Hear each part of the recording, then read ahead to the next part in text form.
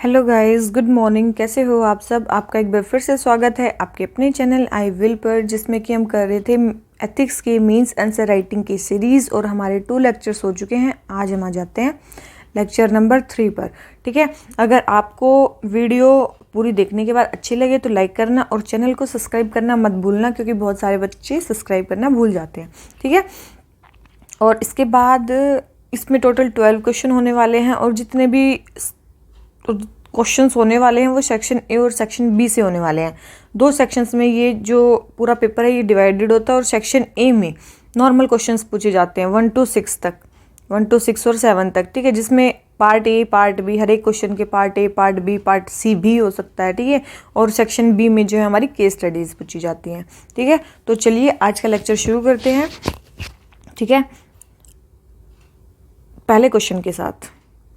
तो पहला क्वेश्चन बोलता है A, open government data can be seen as a step towards greater transparency and accountability in India. In this context, discuss the benefit of open government data and challenges which lie therein. बिल्कुल सीधा सीधा question पूछ रखा है कि जो open government data है वो ग्रेटर ट्रांसपेरेंसी और अकाउंटेबिलिटी की तरफ एक स्टेप है। तो सबसे पहले कैसे स्टेप है आप उसके बारे में लिखोगे। सबसे पहले तो आप डेफिनेशन दोगे इसमें ओपन गवर्नमेंट डेटा की, ये होता क्या है। उसके बाद ये वाले जो स्टेटमेंट दे रखी है कि ये ग्रेटर ट्रांसपेरेंसी और अकाउंटेबिलिटी की तरफ स्टेप है, ये कैसे है, तो ये आप इसके बारे में आपको 3 to 4 पॉइंट्स देने होंगे।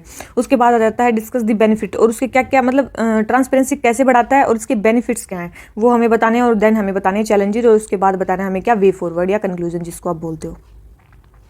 ठीक है, ये रहने वाली हमारा कैसे हम इसको डील करने वाले हैं। तो इन्होंने देखो सबसे पहले इसकी डेफिनेशन दे रखी है ओपन गवर्नमेंट डेटा की। ओपन गवर्नमेंट डेटा क्या होता है? एक इमर्जिंग कंसेप्ट है जिसके में जो सर्टेन डेटा है should be made available by government in public domain to be used and republished without restrictions from copyright, patent and other mechanism of control. Open government data मतलब government के पास जो भी डेटा है उसको government को freely available करवा देना चाहिए पब्लिक डोमेन में बिना किसी रिस्ट्रिक्शंस के। ठीक है, उसको बोलते हैं ओपन गवर्नमेंट डेटा, मतलब गवर्नमेंट डेटा में ओपन हो जाए या गवर्नमेंट जो भी डेटा है उसको ओपन कर दे, इसको बोलते हैं ओपन गवर्नमेंट डेटा। ठीक है, एक न्यू कंसेप्ट है ये। तो अभी एक वो आई है, एक रिपोर्ट के बारे में बता रखा है, national data sharing and accessibility policy 2012, ये पॉलिसी है। ठीक है, open data policy calls for proactive sharing of data by different government agencies.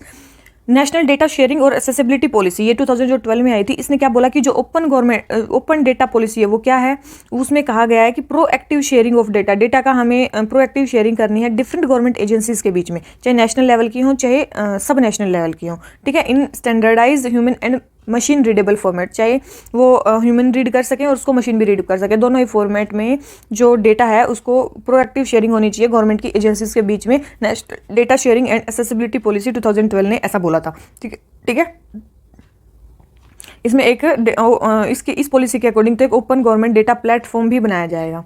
ठीक है, बना दिया गया है। ठीक है, तो ओपन गवर्नमेंट डेटा प्लेटफॉर्म, तो ये तो हमने बता दी डेफिनेशन, और 2012 के हमारी जो पॉलिसी है उसके अकॉर्डिंग ओपन गवर्नमेंट डेटा क्या है या ओपन डेटा पॉलिसी क्या है, ओपन गवर्नमेंट डेटा की नॉर्मल डेफिनेशन क्या होती है। अब हम आ जाते हैं वो ट्रांसपेरेंसी को कैसे इंक्रीज करती है, how it is a step towards greater transparency and accountability. सबसे पहले अगर जो डेटा है अगर वो ओपन होगा तो इससे क्या रहेगा, पब्लिक का ओवरसाइट रहेगा गवर्नमेंट की एक्टिविटीज़ के ऊपर, जो कितना बजट का एक्सपेंडिचर कहाँ पे कर रही है, सब्सिडीज़ का इम्पैक्ट कितना हो रहा है, कितना करप्शन का रिडक्शन हो रहा है। ठीक है, और इससे क्या होगा, आरटीआई और ज़्यादा स्ट्रेंथन होगा। आरटीआई स्ट्रेंथन होगा तो ये क्या होगी, और ज़्यादा ट्रांसपेरेंसी आएगी, और इसके बाद जितनी ज़्यादा ट्रांसपेरेंसी आएगी उतनी ज़्यादा अकाउंटेबिलिटी आएगी। और ये क्या करेगा, गवर्नमेंट को मतलब पब्लिक को तो स्ट्रेंथन करेगा ही, पब्लिक की तो ओवरसाइट रखेगा ही, साथ में आरटीआई को स्ट्रेंथन करेगा। इसके अलावा गवर्नमेंट को भी बेनिफिट ये करेगा। क्यों? क्योंकि इन्फॉर्मेशन जो वो रखती है उसको मतलब किसी किसी जगह पे तो रिड्यूस हो जाएगा, वो बर्डन रिड्यूस हो जाएगा, उनसे कॉस्ट रिड्यूस हो जाएगा, रिडेंसी एंड ओवरहेड, मतलब जो भी डेटा को रखने में उनका जो कॉस्ट जाता है, उन पे जो बर्डन होता है वो सारा रिड्यूस हो जाएगा। ठीक है, और इससे क्या हो जाएगा, जो भी इनकरेक्ट डेटा है, आउटडेटेड डेटा है वो भी एक्सपोज हो जाएगा, कि जो भी गलत डेटा है वो पब्लिक कंसल्टेशन से या फिर आईटीआई वगैरह से वो डेटा ठीक हो सकता है। तो आउटडेटेड डेटा एक्सपोज हो जाएगा, इनकरेक्ट डेटा एक्सपोज हो जाएगा। और इसके अलावा क्या होगा, जो सिटीजन्स हैं वो कंट्रीब्यूट कर पाएंगे पॉलिसी मेकिंग में। क्या कर पाएंगे, सिटीजन जो है पॉलिसी मेकिंग में, पॉलिसी प्लानिंग में कंट्रीब्यूट कर पाएंगे, अपना फीडबैक दे पाएंगे, ठीक है, गवर्नमेंट मिनिस्ट्रीज को सर्विस की, वो किस टाइप की सर्विस दे रहे हैं, ठीक है। तो ये चीज़ है, ये क्या बोला गया है, ये है ट्रांसपेरेंसी को कैसे बढ़ा रहा है, अकाउंटेबिलिटी को कैसे बढ़ा है, वो बोल रहा है कि ये पब्लिक की ओवरसाइट को बढ़ाता है, खुद गवर्नमेंट को भी बेनिफिट करता है ये, ठीक है। तो इससे करप्शन भी रिड्यूस होता है, आरटीआई को स्ट्रेंथन करता है, इनकरेक्ट और आउटडेटेड डेटा इससे एक्सपोज हो जाता है, और सिटीजन्स जो है कंट्रीब्यूट करते हैं पॉलिसी प्लानिंग में, इसके अलावा फीडबैक भी प्रोवाइड करते हैं। तो ये सारी चीज़ क्या होगी कि ये ट्रांसपेरेंसी को इंक्रीज कर रहा है। इसके बाद उसने बोला लास्ट में कि उसके चैलेंजेस क्या है, चलो इतने फायदे हैं उसके, तो उसके चैलेंजेस क्या है ये पूछा है। तो सबसे पहले क्या है, हाँ, सबसे पहले तो जो गवर्नमेंट है बहुत ही लार्ज स्केल पे डेटा को कलेक्ट करती है, लेकिन वो अभी मतलब 2012 में पॉलिसी आई थी, लेकिन अभी तक डिजिटल फॉर्मेट में वो एसेसिबल नहीं है, हमें केवल आरटीआई के थ्रू ही हमें पूछना पड़ता है, वो डिजिटल फॉर्मेट में एसेसिबल नहीं है, ठीक है। और इसके अलावा डेटा कलेक्शन के लिए ही हमारे पास इंफ्रास्ट्रक्चर नहीं है इतना अच्छा, ठीक है। Lake of standard data collection format नहीं है हमारे पास कि हमें डेटा को किस तरह से वो करना है, कलेक्ट करना है और फिर उसको किस तरह से रखना है, और वही इंफ्रास्ट्रक्चर हमारे पास नहीं है। प्राइवेसी के इशू आ जाते हैं, अगर हम ओपन गवर्नमेंट डेटा करते हैं तो प्राइवेसी के इशू आ जाते हैं, डेटा एनोनिमाइजेशन के इशू आ जाते हैं, ठीक है। और दूसरी चीज़, चलो बाई चांस किसी सेंटर अपना जो डेटा है उसको कलेक्ट करने का स्टैंडर्ड फॉर्मेट बना लेती है, इंफ्रास्ट्रक्चर डेवलप कर देती है, लेकिन स्टेट लेवल पे इंफ्रास्ट्रक्चर बनाना और कंप्लायंस करना उसका बहुत ही मुश्किल है, क्योंकि सबका जो डेवलपमेंट लेवल है, सबका स्टेट्स का जो है वो डिफरेंट है। तो bringing states on same platform in terms of infrastructure और कंप्लायंस वो एक बहुत बड़ा चैलेंज है, क्योंकि भैया कुछ तो जो है ऐसी पॉलिसी ला चुके हैं, लेकिन कुछ में ऐसी कोई पॉलिसी मैंडेटरी है ही नहीं, ठीक है। तो यही है, कुछ चैलेंजेस है, प्राइवेसी का इशू है, सारे स्टेट्स को सेम पेज पे लाना इशू है, इंफ्रास्ट्रक्चर डेवलपमेंट इशू है, और डिजिटल फॉर्मेट में अभी तक एक्सेसिबिलिटी नहीं है, वो भी हमारा चैलेंज है। तो इसने वही बोला है कंक्लूजन में कि ओपन गवर्नमेंट डेटा बहुत ही ज़्यादा असेंशियल एलिमेंट है गुड गवर्नेंस लाने के लिए कंट्री में, और ये डिजिटल इंडिया का कंसोनेंस में हो सकता है, ठीक है। देयरफॉर जो यूनियन गवर्नमेंट है उसको कैपेसिटी बिल्ड करनी चाहिए सब नेशनल लेवल पे ओपन गवर्नमेंट डेटा की सक्सेस के लिए। कहाँ पे? सब नेशनल लेवल पे, क्योंकि नेशनल लेवल पे गवर्नमेंट के पास फंड वगैरह सब होते हैं, लेकिन सब नेशनल लेवल पे नहीं होते हैं। तो सबको सेम पेज पे लाने के लिए गवर्नमेंट को क्या करना पड़ेगा, उसमें फंड करना पड़ेगा, कैपेसिटी बिल्ड करनी पड़ेगी, ठीक है। तो ये सारे चैलेंजेस है किसके? ओपन गवर्नमेंट डेटा के, ठीक है। ये समझ में आ गया कि हमें किस तरह से इसमें जाना है। सबसे पहले आप डेफिनेशन लिखोगे, उसके बाद कैसे ये स्टेप है ग्रेटर ट्रांसपेरेंसी और अकाउंटेबिलिटी में, उसके बाद आप लिखोगे इसके बेनिफिट्स क्या हैं, उसके बाद लिखोगे चैलेंजेस क्या हैं, ठीक है। उसके बाद वे फॉरवर्ड। अब आ जाते हैं इसके बी पार्ट पे, क्या बोलता है? While corruption is never good, corruption कभी गुड नहीं है। Not all forms of corruption are equally bad for the economy. ये बोल रहा है कि करप्शन कभी अच्छा नहीं होता, लेकिन करप्शन की जितनी भी फॉर्म्स हैं वो इक्वली बैड नहीं होती इकोनॉमी के लिए, ठीक है, और सेम काइंड का हार्म नहीं करती। तो हमें इस स्टेटमेंट को क्रिटिकली एनालाइज करना है, मतलब हमें क्या करना है, करप्शन के बारे में पॉजिटिव पॉइंट्स लिखने हैं इसमें। मतलब ऐसा है कि करप्शन अच्छा भी हो सकता है, ठीक है, इतना जो भी ज़्यादा हार्म नहीं करता है, तो वो चीज़ें हमें बतानी है, ठीक है। तो देखो सबसे पहले इसने बोला है कि जो करप्शन है, करप्शन की ही डेफिनेशन दिया। करप्शन क्या होती है? एक टाइप की माल प्रैक्टिस होती है जहाँ पे पर्सन्स जो ऑथोरिटी में होते हैं वो अपनी पोजीशन को यूज़ करते हैं इलेजिटिमेट पर्सनल गेन के लिए, ठीक है। वही है ना कि करप्शन कब होता है? जब कोई जो पर्सन ऑथोरिटी में होते हैं वो अपनी पावर का मिसयूज़ करते हैं इलेजिटिमेट पर्सनल गेन्स के लिए, उसी माल प्रैक्टिस का बोलते हैं करप्शन, ठीक है। तो जो करप्शन है वो नेशन के लिए तो इकोनॉमी के लिए तो डेट्रीमेंटल है ही, सोशल प्रोस्पेक्टस के लिए भी डेट्रीमेंटल है, ठीक है। लेकिन कुछ ऐसे आर्ग्यू करते हैं कि हर टाइप का करप्शन जो है डैमेजिंग नहीं होता, जैसा कि क्वेश्चन में बोला गया है, ठीक है। फिर इसमें बताया गया है कि क्या बोलते हैं, कुछ इकोनॉमिस्ट ऐसा आर्ग्यू कर रहे हैं कि जैसे इंडिया में है बहुत ज़्यादा रेगुलेशंस हैं, तो जो गुड करप्शन है एक्सेस मनी की फॉर्म में और स्पीड मनी की फॉर्म में, ठीक है, ये जो दोनों करप्शन के फॉर्म है, गुड करप्शन के दो फॉर्म है, एक्सेस मनी और स्पीड मनी, ठीक है। स्पीड मनी मतलब एक से एफिशिएंसी बढ़ जाती है इनसे, ठीक है। तो ये जो है इकोनॉमिक ग्रोथ में हेल्प कर सकते हैं, क्योंकि इंडिया में क्या है, रेगुलेशंस का बर्डन सम है, बहुत ज़्यादा बर्डन है और बहुत ज़्यादा प्रिवेलेंट है जो रेगुलेशंस है इंडिया में। इसलिए उससे बचने के लिए, एफिशिएंट प्रोसेस को बनाने के लिए जो गुड करप्शन है वो बहुत ज़्यादा जरूरी है, ठीक है। अब गुड करप्शन की बात आती है, जैसे कि देखो सबसे पहले देखो जैसे कि इंडिया में क्या है, क्यूब्रोसम रूल्स हैं। अभी देखो बर्डनसम, परसुएसिव, ये सारे वर्ड्स आप यूज़ कर सकते हो। रेगुलेशंस, क्यूब्रोसम रूल्स इन इंडिया हमारी मार्केट एंट्री को क्या बनाते हैं, डिफिकल्ट बनाते हैं। अगर ज़्यादा रूल्स होंगे तो वहाँ पे कोई नहीं आएगा, ठीक है। तो जो भी लेजिटिमेट इकोनॉमिक एक्टिविटी है, अगर बहुत ज़्यादा रूल्स होंगे तो उनका पैसा बिना बात की प्रोसेस में खर्च हो जाएगा, ठीक है। इससे मेनली क्या होगी, प्रोजेक्ट्स लेट ही होंगे और उनकी ग्रोथ ही रुकेगी। इसीलिए जो एक्सेस मनी है कि बिक्स की फॉर्म में डिफेंस डील्स में इंडिया में उससे फास्टर डिसीजन मेकिंग हो जाती है और वो प्रोजेक्ट्स जल्दी अप्रूव हो जाते हैं, ठीक है। एक्सेस मनी की फॉर्म में मतलब अगर उस प्रोजेक्ट को जल्दी उस रेगुलेशन से बचने के लिए आप पैसे देते हो और वो प्रोसेस को फास्ट करवा देते हो, ठीक है। तो इससे डिफेंस डील जल्दी हो जाती है और डिसीजन मेकिंग जल्दी हो जाती है, ठीक है। तो ऐसा भी माना जाता है कि ये एक टाइप का प्राइस है जो आप कुछ नया क्रिएट करने के लिए दे रहे हो, ठीक है, और जो नॉर्मली नहीं होता है। इसके अलावा ये कौन सा एक्सेस मनी का कंसेप्ट हो गया ये, तो ठीक है, क्योंकि रूल्स बहुत ज़्यादा है इंडिया में, ठीक है, तो जो लेजिटिमेट इकोनॉमिक एक्टिविटी में अननेसेसरी कॉस्ट पड़ जाता है, उस कॉस्ट से बचने के लिए जो मेनली प्रोजेक्ट्स में क्या करते हैं, कॉन्ट्रैक्ट्स में एक्सेस मनी का कंसेप्ट, किकबैक्स का कंसेप्ट यूज़ करते हैं, ठीक है। एक और टाइप का करप्शन है जिसको बोलते हैं स्पीड मनी। स्पीड मनी क्या होती है, जिसमें फाइल्स मतलब जैसे कि डीएम ऑफिस है, उसमें फाइल्स को नीचे से ऊपर रख देता है पीएन, उसको पैसे दे दो, ठीक है, तो वो नीचे से ऊपर रख देगा तो उसकी फाइल जल्दी चेक हो जाएगी। तो स्पीड मनी का कंसेप्ट यही है। तो स्पीड मनी क्या होती है, which helps move file along myriad administrative departments and help go ahead in slow moving queues. Slow moving queues से क्या हो जाएगा, वो जल्दी ही उस फाइल की वो हो जाएगी, ठीक है। फैसिलिटेशन फीस के अकॉर्डिंग है ये, मतलब वैसी ही है जैसे फैसिलिटेशन फी होती है, वैसी स्पीड मनी का कंसेप्ट है। तो ये दो टाइप के जो करप्शन है इनको गुड करप्शन में गिना गया है, ठीक है। और भी होते हैं जैसे कि पेटी करप्शन, जैसे कि हफ्ता जो स्ट्रीट वेंडर देते हैं पुलिसमैन को, उससे दोनों को फायदा होता है। वेंडर्स अपना घूम पाते हैं बिना रजिस्ट्रेशन के, और जो पुलिसमैन है उनको क्या होता है, बहुत कम सैलरी मिलती है, तो इस चीज़ से वो भी अपना जो है फ़ायदा कमा लेते हैं, उनको भी फाइनेंशियल रिलीफ मिल जाता है, ठीक है। तो हफ्ता है, इसको भी गुड करप्शन में गिना गया, वो दोनों के लिए अच्छा बताया गया, पुलिस के लिए भी और स्ट्रीट वेंडर्स के लिए भी, ठीक है। इसके अलावा ये भी आर्ग्यू किया जाता है कि जो पेटी करप्शन है, जैसे कि मनी लॉन्ड्रिंग और ग्रैंड थेफ्ट नहीं, जो छोटे छोटे करप्शन है, इससे कंजप्शन इंक्रीज होता है इकोनॉमी में, वही डिमांड और सप्लाई को मेंटेन करता है, इकोनॉमी को फ्यूल करता है। ये जो आर्ग्यूमेंट है, ये आर्ग्यूमेंट है, ठीक है।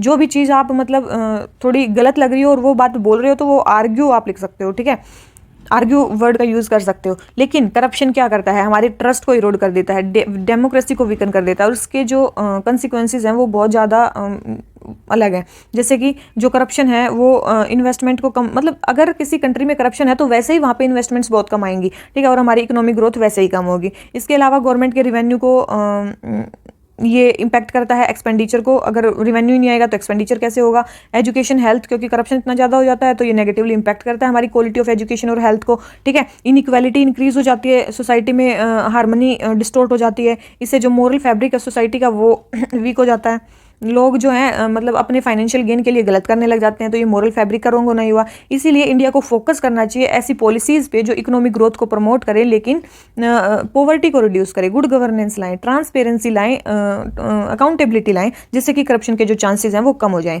ठीक है। तो एक नीड है रिस्ट्रक्चरिंग की एडमिनिस्ट्रेटिव सिस्टम को, जिससे कि एंटी करप्शन लॉ इन्फोर्समेंट हो, फास्ट ट्रैकिंग करप्शन केसेस, जो करप्शन के केसेस हैं वो फास्ट ट्रैक कोर्ट्स में वो होने चाहिए, ताकि उनका जो नेगेटिव इम्पैक्ट है डेवलपमेंट पे उसको मिनिमाइज किया जा सके। क्योंकि करप्शन के केस भी इतने इतने साल चलते रहते हैं, तो जो भी किस करप्शन में फंसा है वो प्रोजेक्ट वहीं पे रुक जाता है, ठीक है। तो इसीलिए वो जल्दी होना चाहिए, डिजिटाइजेशन होना चाहिए, ठीक है, डिजिटाइजेशन होना चाहिए। वही है, अब लॉन्ग टर्म में बोलो तो जो मोरल एजुकेशन है वो स्कूल्स में पढ़ाई जानी चाहिए, ठीक है, मोरल एजुकेशन का स्कूल में कंसेप्ट होना चाहिए। उसके अलावा क्या हो सकता है, ट्रांसपेरेंट आरटीआई होनी चाहिए, ठीक है। गवर्नमेंट को ई गवर्नेंस के मॉडल पे चलना चाहिए। सिटीजन चार्टर्स होने चाहिए, सिटीजन्स को पता होना चाहिए कि हमारा जो काम है वो कितने दिन में हो जाएगा, ठीक है, इससे भी करप्शन कम होगा। तो वही है, और जो पब्लिक सर्वेंट्स हैं उनकी अकाउंटेबिलिटी फिक्स होनी चाहिए, वो पॉलिटिकल उनकी जो पॉलिटिसाइजेशन नहीं होना चाहिए। तो ये जितने भी सारी प्रोसेसेस हैं ये जो हैं ये हमारे उसी को बचाएंगी, इसको करप्शन को ही प्रिवेंट करेंगी। अब आ जाते हैं, फर्स्ट क्वेश्चन हो गया, आ जाते हैं क्वेश्चन नंबर सेकंड पे। Probity in governance is an essential and vital requirement for an efficient and effective system of governance and for socio-economic development. Discuss and also state ways to enhance probity in governance. देखो ये probity in governance का concept जो है सबसे पहले, मतलब जो पहला लेक्चर और उसका पहला क्वेश्चन प्रोबिटी पे ही आया हुआ है, प्रोबिटी इन गवर्नेंस पे ही आया हुआ है। प्रोबिटी इन गवर्नेंस ये एसेंशियल और वाइटल एलिमेंट होता है एफिशिएंट और इफेक्टिव गवर्नेंस के लिए और सोशियो इकोनॉमिक डेवलपमेंट के लिए, ठीक है। सबसे पहले आपको लिखना होगा प्रोबिटी इन गवर्नेंस होता क्या, आपको डेफिनेशन लिखनी होगी। इसके बाद बताना होगा एफिशिएंट और इफेक्टिव गवर्नेंस के लिए कैसे इंपॉर्टेंट है, ठीक है। फिर आपको ये बताना होगा, ठीक है, फर्स्ट स्टेप ये बताना होगा डेफिनेशन, फिर गवर्नेंस के लिए कैसे इंपॉर्टेंट है, फिर सोशियो इकोनॉमिक डेवलपमेंट के लिए कैसे इंपॉर्टेंट है, और फिर प्रोबिटी को हम कैसे इनहेंस कर सकते हैं वो हमें बताना है, ठीक है। तो इन 4 प्रोसेसेस में हमारा जो आंसर है वो होने वाला है। तो आंसर में देखो क्या लिख रखा है, सबसे पहले प्रोबिटी की डेफिनेशन लिख रखी है, quality of having strong moral principle strictly following them. इसके अलावा क्या होता है, complete and confirmed integrity, complete and confirmed integrity को बोलते हैं क्या, प्रोबिटी, ठीक है। और quality of having strong moral principles और उनको स्ट्रिक्टली फॉलो करना, ठीक है। इसका मतलब इंटीग्रिटी क्या है, कन्फर्म्ड है। इसमें कौन कौन से प्रिंसिपल्स आते हैं, honesty, integrity, uprightness, transparency and incorruptibility. आपको ऑनेस्ट होना है, इंटीग्रल होना है, अपराइट होना है, ट्रांसपेरेंट होना है और इनकरप्टेबल होना है, ठीक है। इसको आप ऐसे याद रख सकते हो, HITU, ठीक है। ऑनेस्ट होना है आपको, इंटीग्रल होना है, इनकरप्टिबल होना है, उसके बाद आपको ट्रांसपेरेंट होना है, आपको अपराइट होना है, ठीक है। तो ये 5 चीज़ें आप इससे याद रख सकते हो कि प्रोबिटी, इसका कोई भी आप बना सकते हो, HITU का जो भी है, जो भी आपसे बने, ठीक है। तो ये होती हैं 5 चीज़ें किसमें, प्रोबिटी में। इसके अलावा ये हो गया कंप्लीट एंड कन्फर्म्ड, इंटीग्रिटी को भी बोलते हैं, इसको बोलते हैं बीइंग इनकरप्टिबल, ठीक है। तो प्रोबिटी की इसमें क्या दे दी है, सबसे पहले डेफिनेशन दे दी है। इसको एफिशिएंट और इफेक्टिव और एफिशिएंट गवर्नेंस के लिए कैसे एसेंशियल रिक्वायरमेंट है। सबसे पहले तो ये इससे सिस्टम की लेजिटिमेसी बनी रहती है, मतलब वो जो सिस्टम है वो इनकरप्टिबल है, ट्रांसपेरेंट है, बिल्कुल सही काम करेंगे, इंटीग्रल है, ऑनेस्ट है, तो इससे लेजिटिमेसी बन जाती है किसी भी सिस्टम की, ट्रस्ट बढ़ जाता है लोगों का उस सिस्टम पे, उस इंस्टीट्यूशन पे, ठीक है। दूसरी चीज़, इससे जो है सब ऑप्टिमल आउटकम नहीं आते, मतलब करप्शन के चांसेस कम होते हैं, पुअर परसेप्शंस नहीं होता, ठीक है। ऑब्जेक्टिव डिसीजन मेकिंग होती है। इसके अलावा क्या है, अब्यूज़ ऑफ पावर या मिसयूज़ ऑफ पावर यहाँ पे नहीं हो पाता है, ठीक है। तो ये सारी चीज़ें क्या करती हैं, हेल्प करती हैं किसमें, इफेक्टिव और एफिशिएंट गवर्नेंस में। करप्शन नहीं हो पाता, ठीक है, मिसयूज़ ऑफ पावर नहीं हो पाता, लेजिटिमेसी आती है सिस्टम में और लोगों का ट्रस्ट बढ़ता है उन इंस्टीट्यूशंस में।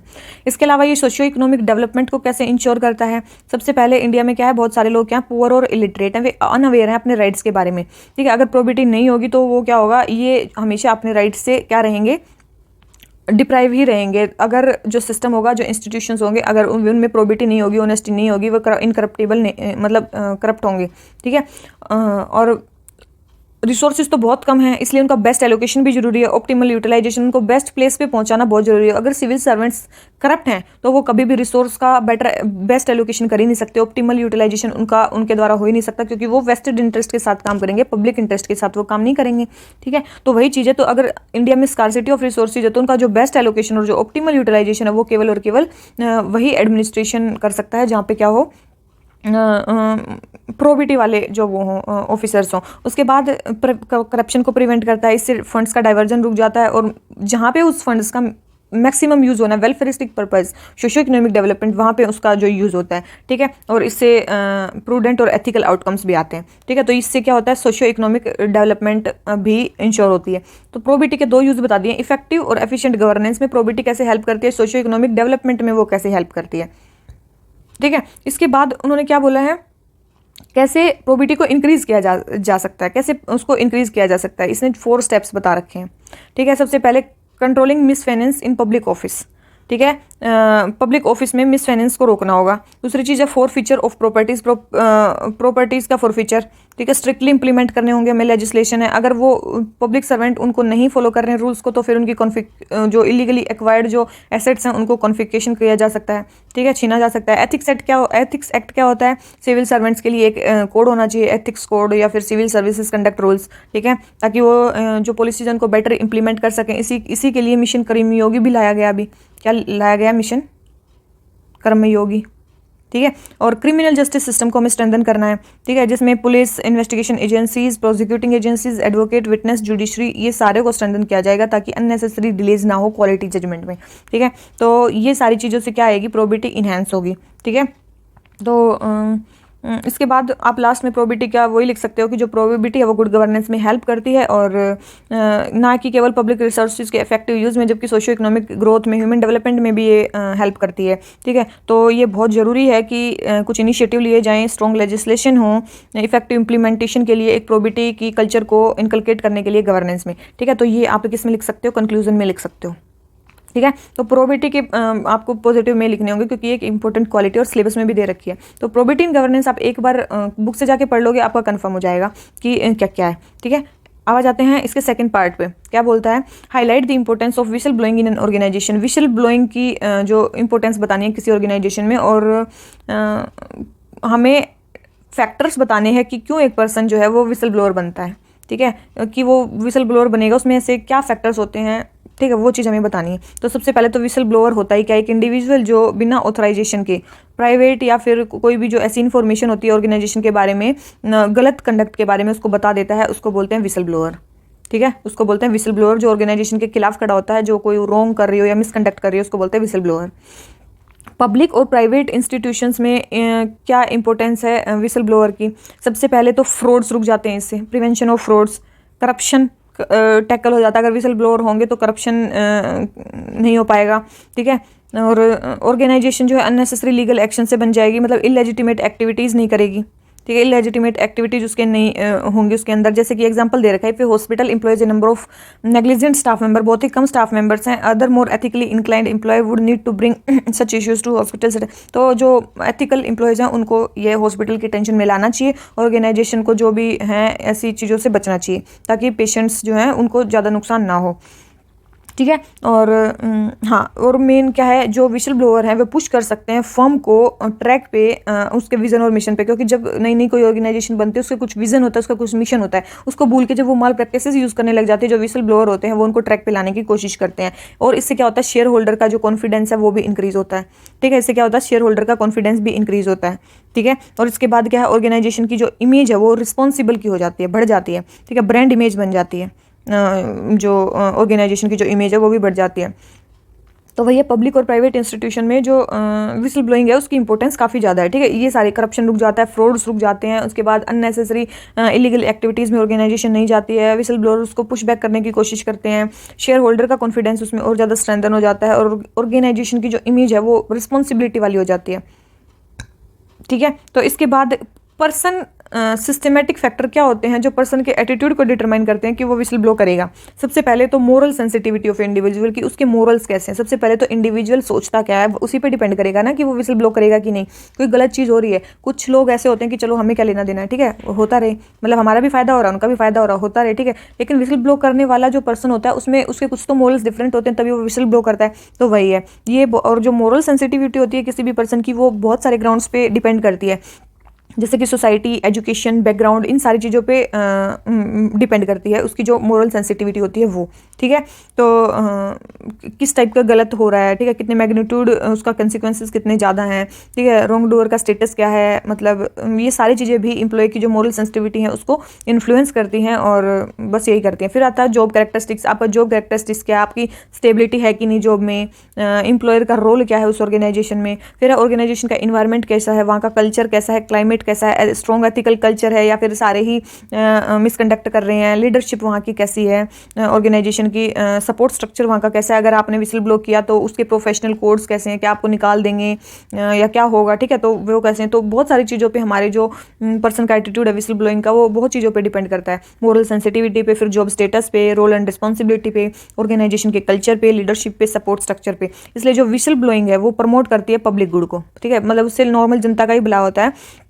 मतलब विसल ब्लोअर्स क्या होते हैं, ओफन उनको इंटिमिडेट किया जाता है सामने आने के लिए, और उनको वहाँ से निकाल दिया जाता है ताकि वो डर जाएं और ऐसा कभी ना करें, ठीक है। इससे क्या हो जाता है, this necessitate a due legal mechanism for safety and protection of whistleblower, ठीक है। इससे क्या हो जाता, मतलब यही बोल रहा है कि इससे जरूरी है कि जो स्ट्रॉन्ग लीगल मैकेनिज्म होना चाहिए उनकी सेफ्टी और प्रोटेक्शन के लिए। आप एक केस लिख सकते हो फ्लाइंग बीस्ट चैनल गौरव तनेजा का, ठीक है, वो कैप्टन थे और उन्होंने किसी जो फ्लाइट्स हैं कंपनी के खिलाफ उन्होंने केस डाल दिया कि ये कोरोना के टाइम पे कुछ गलत कर रहे हैं, अगर गलत कर रहे हैं तो फिर, लेकिन उसको फिर जॉब से भी निकाल दिया, और इतने दिन से केस चल ही रहा है तो उस केस का भी कुछ नहीं हुआ है और उनको जॉब से भी निकाल दिया गया। तो उन्होंने विसल ब्लो किया लेकिन उनकी प्रोटेक्शन के लिए तो कुछ नहीं है ना, ठीक है। तो ये एग्जाम्पल भी आप लिख सकते हो, काफ़ी ज़्यादा प्रोमिनेंट यूट्यूबर हैं ये भी, ठीक है। तो ये क्वेश्चन हो जाता है हमारा। आ जाते हैं क्वेश्चन नंबर 3 पे।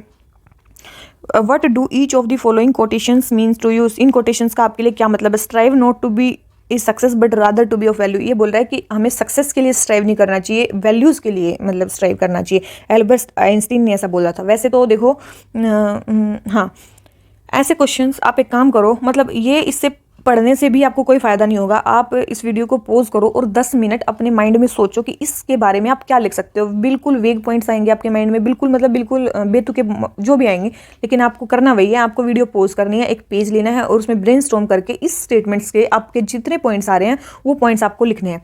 और फिर लिखने के बाद बाई चांस आपको 10-15 मिनट हो गए हैं, आपने सब सोच लिया, आपके बारे में 5 पॉइंट्स तो आए ही होंगे। उस 5 पॉइंट्स के बाद आप इसके आंसर को, अभी आप स्क्रीनशॉट ले सकते हो, ठीक है, इस आंसर को देख सकते हो और तब आपको देखना कि इसमें कितने अच्छे पॉइंट्स लिख रखे हैं और आप कैसे पॉइंट्स बोल रहे हो, ठीक है। तो ये जो है सेल्फ को ही आपको करना होगा, ये चीज़ें आपको कोई नहीं सिखा सकता, ठीक है, ये सेल्फ के लिए ही है ये चीज़ें। उसके बाद रहता है facts are many but the truth is one. Rabindranath Tagore ji ने ऐसा बोला है, facts are many but truth is one. तो ये चीज़ बोली है और ये चीज़ भी है, इस चीज़ के बारे में भी आपको भरपूर एग्जांपल्स होने चाहिए आपके पास, ठीक है। ये भी सेल्फी करना, कोई भी जो स्टेटमेंट्स वाले क्वेश्चन है वो आपको खुद ही करने होंगे, क्योंकि उसमें कराने से कोई फायदा नहीं है, क्योंकि आपकी जो थॉट प्रोसेस होगी वो तभी डेवलप होगी जब आप उसको खुद करोगे, ठीक है। तो ये 2 क्वेश्चन हम नहीं करा रहे हैं, ये आपको खुद ही करने हैं। आ जाते हैं क्वेश्चन नंबर 4 पे। 4 क्या बोलता है, analyse this significance of appointing ethics officer in light of strengthening corporate governance in India. हमें बतानी है एथिक्स ऑफिसर को अपॉइंट करने की, कॉर्पोरेट गवर्नेंस को इनहेंस करने के लिए, स्ट्रेंथन करने के लिए एथिक्स ऑफिसर के अपॉइंटमेंट की सिग्निफिकेंस एनालाइज करनी है, ठीक है। सबसे पहले इंडिया में कॉर्पोरेट गवर्नेंस के बारे में बता सकता है कि कॉर्पोरेट जो हैं वो बहुत सारे अनएथिकल इरेगुलरिटीज उसमें आ रही हैं, ठीक, जैसे कि सत्यम स्कैंडल आ गया, ठीक है, बहुत ज़्यादा इरेगुलरिटीज आ रही है, करप्शन के केसेस में बहुत ज़्यादा कॉर्पोरेट फंस रहे हैं। तो कॉर्पोरेट गवर्नेंस की प्रॉब्लम आजकल हमें दिख रही है।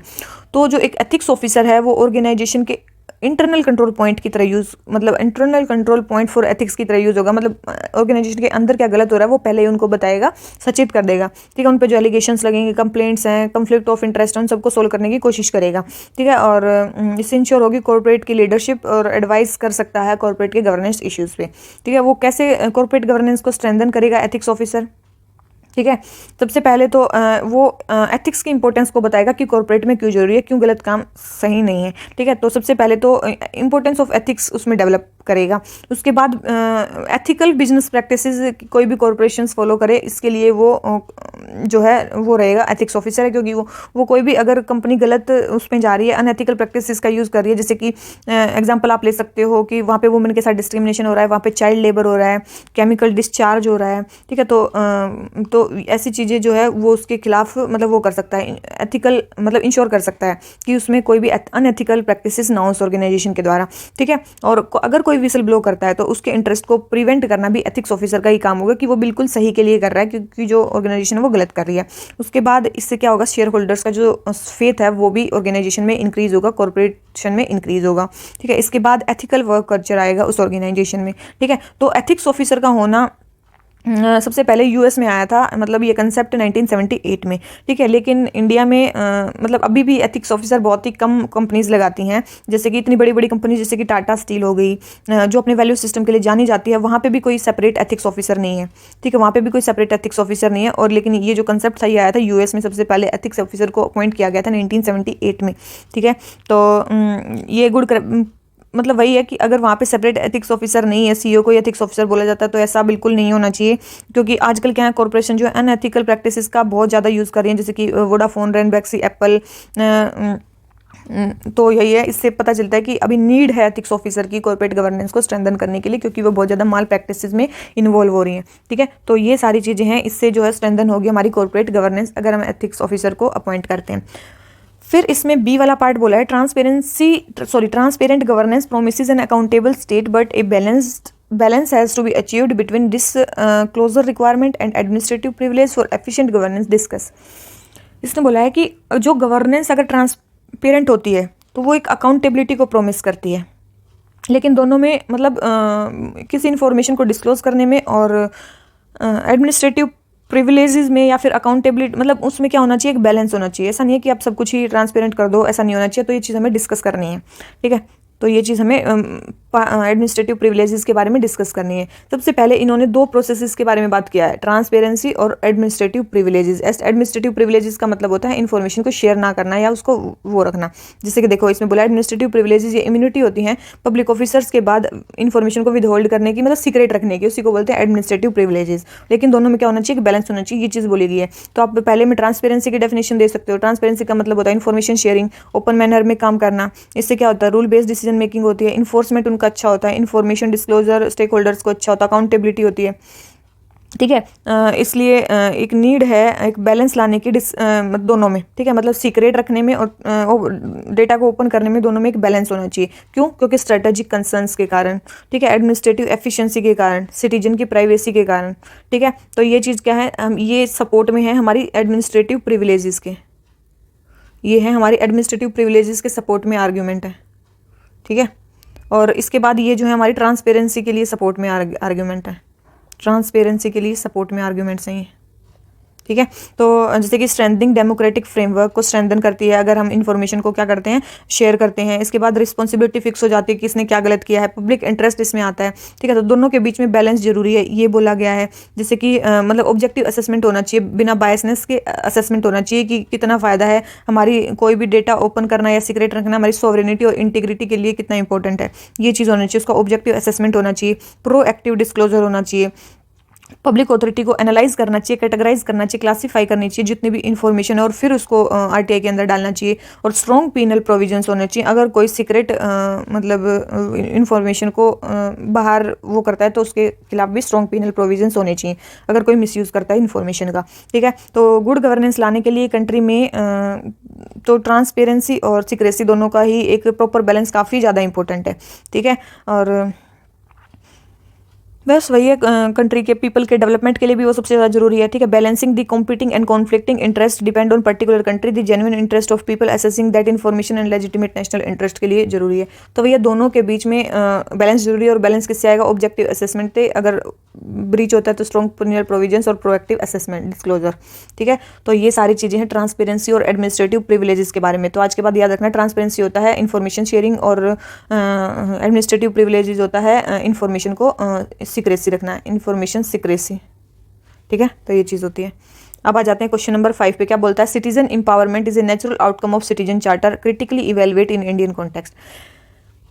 सिटीजन का जो एम्पावरमेंट है वो नेचुरल आउटकम है सिटीजन चार्टर का। हाँ, सिटीजन चार्टर से सिटीजन का एम्पावरमेंट होता है, ये बोला गया। क्रिटिकली इवेलुएट करना है, हुआ है नहीं हुआ, ये चीज़ हमें बतानी है। सबसे पहले सिटीजन चार्टर क्या रिप्रेजेंट करता है कि हमारा मतलब सिटीजन्स की को जो सर्विस मिलने वाली है वो किस क्वालिटी की कितने दिन में मिलने वाली है, क्वालिटी एंड क्वांटिटी के बारे में बताता है। Commitment of organisation towards standard quality and time frame, standard quality and time frame of service delivery, grievance redress mechanism, transparency, accountability, इन सब के बारे में बताता है सिटीजन चार्टर, ठीक है। तो इसमें सर्विस डिलीवरी के कौन कौन से प्रिंसिपल होते हैं, स्टैंडर्ड को सेट करता है, ठीक है। फुल इन्फॉर्मेशन प्रोवाइड करता है कि आपके कितने दिन में कैसे इन्फॉर्मेशन प्रोवाइड की जाएगी। कंसल्टेटिव इन नेचर होता है, ठीक है। ट्रीट ऑल फेयरली, सबको फेयरली ट्रीट करता है। Citizen charter provide equal access to services of organisation to all the citizen, ठीक है। और ग्रीवियंस रिड्रेसल मैकेनिज्म होता है, ठीक है, ठीक है। ग्रीवियंस रिड्रेसल मैकेनिज्म प्रोवाइड करता है कि आपको कितने दिन के अंदर आपका जो है जो ग्रीवियंस है उसको रिड्रेस किया जाएगा। तो यही है। तो सिटीजन चार्टर कैसे वो करता है, कैसे एम्पावरमेंट करता है सिटीजन को, तो वही है, स्टैंडर्ड्स को सेट कर देता है, इन्फॉर्मेशन को ओपन कर देता है, कंसल्टेटिव होता है, ठीक है। और सबको एक जैसा ट्रीट किया जाता है। उसमें सिटीजन्स को बताया जाता है कि ग्रीवेंस रिड्रेसल आपका कितने दिन में हो जाएगा। इसलिए मतलब जो सिटीजन चार्टर है उसके पास पोटेंशियल है सिटीजन्स को एम्पावर करने का, ठीक है। इसलिए 1997 में यूनियन और स्टेट गवर्नमेंट्स ने डिसाइड किया कि हम सिटीजन चार्टर्स बनाएंगे अलग अलग पब्लिक सेक्टर्स के लिए, जैसे कि railway, telecom, post, PDS system, इन सब के लिए सिटीजन चार्टर बनाने का जो है 1997 में यूनियन और स्टेट गवर्नमेंट्स ने डिसाइड किया, ठीक है। और इन चार्टर्स में क्या इंक्लूड करना था, standard of service, time limit, ठीक है, जो पब्लिक एक्सपेक्ट कर सकती है, और ग्रीवेंस रिड्रेसल मैकेनिज्म, अगर उनको उस टाइम के अंदर नहीं मिला तो अगर उनके ग्रीवेंसेस हैं तो क्या उसके बाद स्टेप होगा, इंडिपेंडेंट स्क्रूटनी, ठीक है। तो यही चीज़ की गई थी, ठीक है। लेकिन मतलब ये तो है, चलो फ़ायदे गिनवा दिए उन्होंने, ठीक है। तो ये चीज़ सिटीजन चार्टर करता है। क्या ये इतना करने में, सिटीजन को एम्पावर करने में क्या सच में वो रहा है? तो इसके अगेंस्ट में हमें 3 पॉइंट्स दिए गए हैं। क्या बोले गए हैं सबसे पहले पॉइंट में कि इंडिपेंडेंट सर्वे जो कंडक्ट होते हैं उसके अलग में बताया गया है कि कंसल्टेशन प्रोसेस जो उसमें बोला गया ना, कंसल्टेशन विद सिटीजन्स और अदर स्टेक होल्डर्स, वो बहुत कम है। सिटीजन चार्टर कभी भी सिटीजन से पूछ के तो बनाया ही नहीं जाता, ठीक है। तो सबसे पहले तो इसका वही हो गया कि सिटीजन से पूछ के नहीं बनाया जाता, तो सिटीजन फ्रेंडली कैसे हुआ, ठीक है। सब और दूसरी चीज़, जो सर्विस प्रोवाइडर हैं वो फेमिलियर नहीं है सिटीजन चार्टर से, उन्हें पता ही नहीं चार्टर क्या होता है, सिटीजन चार्टर होता क्या है, ठीक है। तो उनकी सेंसिटाइजेशन प्रोग्राम कंडक्ट नहीं किए जाते डिपार्टमेंट के द्वारा, उनको एडिक्वेट ट्रेनिंग नहीं दी जाती उसके बारे में, तो ये भी एक चैलेंज है, ठीक है। इसके बाद रिसोर्सेज का लैक है, फंड्स से स्पेसिफिकली ईयर मार्क नहीं किए जाते सिटीजन्स चार्टर में कि और फिर स्टाफ की कई बार कमी हो जाती है, तो कोई डिपार्टमेंटल लेवल मॉनिटरिंग नहीं है, कोई इवेल्युएशन नहीं किया जाता कि सिटीजन चार्टर को फॉलो किया जा रहा है कि नहीं किया जा रहा है, ठीक है। तो ये सारे चैलेंजेस हैं कि citizen charter letter and spirit में फॉलो नहीं हो रहा है। तो प्रॉपर अगर उसकी इंप्लीमेंटेशन करनी है सिटीजन और सिटीजन को एम्पावर करना है तो नीड है सिटीजन्स को और स्टाफ को कंसल्ट किया जाए जो भी चार्टर है उसको बनाने में, ठीक है, और जो भी स्टाफ मेंबर्स हैं उनको सेंसिटाइज किया जाए, ठीक है, वाइडर पब्लिसिटी की जाए चार्टर की, print media, social media, mass media, इन सब में उसको भेजा जाए, ठीक है, और स्पेसिफिक बजट को इयरमार्क किया जाए कि इन चीज़ों के लिए अब की बार इतना बजट एलोकेट हुआ है और जो भी बेस्ट प्रैक्टिसेस हैं उसको रेप्लिकेट किया जाए। तो ये सारी क्या करें, ये क्या है सिटीजन चार्टर की इससे इंश्योर होएगा सिटीजन एम्पावरमेंट, ठीक है। तो ये सारी चीज़ें ये आप क्या कर सकते हो, कंक्लूड कर सकते हो ऐसे, ठीक है। ये देखो कितनी सारी चीज़ें इसमें बताई गई। सिटीजन चार्टर की सबसे पहले डेफिनेशन दी, उसके बाद कैसे ये हेल्प करता है, क्या क्या करता है, उसके बाद इसमें क्या क्या क्या है कमियां हैं, ठीक है, वो चीज़ बता दी, चैलेंजेस क्या है, उसके बाद कंक्लूजन लिख दिया। उसके बाद आते हैं सेकंड पार्ट पे, discretionary power by itself is not pure evil but gives much room for misuse, discuss in context of administration in India. इसने बोला है कि जो डिस्क्रिशनरी पावर है, मतलब कुछ भी करने की power, discretionary power by itself वो प्योर एविल नहीं है but gives much room for, लेकिन हाँ उससे मिसयूज बहुत ज़्यादा हो सकता है एडमिनिस्ट्रेशन के कॉन्टेक्स्ट में हमें बताना है। उसने बोला कि डिस्क्रिशनरी पावर अच्छी भी है और बुरी भी है, ठीक है, उसका मिसयूज़ भी कर सकते हैं और अच्छे काम के लिए भी यूज़ कर सकते हैं, तो वो हमें बताना है इसमें। तो सबसे पहले discretionary power in administration embody some, मतलब फ्रीडम टू इंडिपेंडेंटली जज और एक्ट बाय सिविल सर्वेंट्स, इसी को बोलते हैं डिस्क्रिशनरी पावर, मतलब फ्रीडम टू एक्ट इंडिपेंडेंटली या फिर टू जज इंडिपेंडेंटली, ठीक है। इसमें क्या होता है, possession of some wisdom, ability to carefully make adjustment in one's action और सर्कमस्टेंसेस, ठीक है। ये क्या होता है, source of large scale corruption, लेकिन ये तो है डिस्क्रिशनरी पावर में वो इंडिपेंडेंटली जज कर सकते हैं, एक्ट कर सकते हैं, लेकिन इससे क्या हुआ है बहुत ज़्यादा ये एक सोर्स ऑफ करप्शन भी बन गया है एडमिनिस्ट्रेशन में, ठीक है। बहुत सारी प्रॉब्लम्स भी गवर्नेंस में इससे आ रही हैं, एडमिनिस्ट्रेशन में से बहुत सारी प्रॉब्लम्स आ रही हैं, लेकिन ये बोला कि ये प्योर एविल नहीं है, मतलब बुराई ही नहीं है इसकी, पहले अच्छा ही बतानी है। जैसे कि डिस्क्रिशनरी पावर क्या करती है, लीडरशिप क्वालिटी को इंक्रेज करती है, ब्रिंग्स आउट करती है। जैसे कि एग्जाम्पल दिया गया इनमें अतुल कुलकर्णी जी का, एक IPS ऑफिसर हैं जिन्होंने एक यूनिक इनिशिएटिव स्टार्ट किया, भरोसा सेल, और ग्रीवियंस रिड्रेसल मीटिंग्स उन्होंने स्टार्ट की करनी डिस्ट्रेस्ड सिटीजन्स के लिए अपनी टीम के साथ। तो इससे क्या हुआ, ये डिस्क्रिशनरी एक्शन उन्होंने लिया जिससे कि पब्लिक और जो सिविल सर्वेंट्स हैं उनके बीच का जो गैप है वो कम हो सके, उनके बीच में जो है ट्रस्ट बिल्ड हो सके, ठीक है। भरोसा सेल इसलिए उन्होंने बोला भरोसा सेल, ताकि लोगों का ट्रस्ट उसमें पुलिस सिस्टम में बढ़ सके। इसके अलावा और भी एग्जाम्पल है कि मतलब आउट ऑफ बॉक्स थिंकिंग के जो आइडियाज़ हैं वो यूज़ कर सकते हैं। जैसे कि देवांश यादव एक IAS ऑफिसर थे जो अरुणाचल प्रदेश में पोस्टेड थे, उन्होंने 4.5 लाख स्टूडेंट की एजुकेशन, मतलब कम्युनिटी पार्टिसिपेशन करवा के 4.5 लाख रुपए उन्होंने रेज कर लिए और चिल्ड्रन की एजुकेशन में उन्होंने खर्च किए। तो ये भी आउट ऑफ बॉक्स आइडिया कि कम्युनिटी पार्टिसिपेशन से आपने वो कर लिया। अगर आपके पास डिस्क्रिशनरी पावर नहीं होती तो आप ये नहीं कर पाते। सेटिंग एग्जाम्पल्स, ठीक है, गुड गवर्नेंस के, जैसे कि TN शीशम थे, उन्होंने अपनी पावर का यूज़ किया as a chief election commissioner, ठीक है, उन्होंने न्यू लाइफ दे दी इलेक्शन कमीशन को, तो वही है TN शीशम, उन्होंने भी अपनी डिस्क्रिशनरी पावर का यूज़ किया। एग्जाम्पल सेट करते हैं, तो सबसे चीज़ डिस्क्रिशनरी पावर की क्या है, एक तो एग्जाम्पल सेट करते हैं, ये आउट ऑफ बॉक्स थिंकिंग को इंप्लीमेंट कर सकते हैं या फिर लाइव कर सकते हैं, और उसके बाद क्या कर सकते हैं, लीडरशिप क्वालिटी इससे इंक्रीज होती है। इसके बाद इसका मिसयूज़ भी हो सकता है, पर्सनल गेन्स समटाइम्स अगर वो कर रहे हैं उस डिस्क्रिशनरी पावर का तो उससे करप्शन आ सकता है।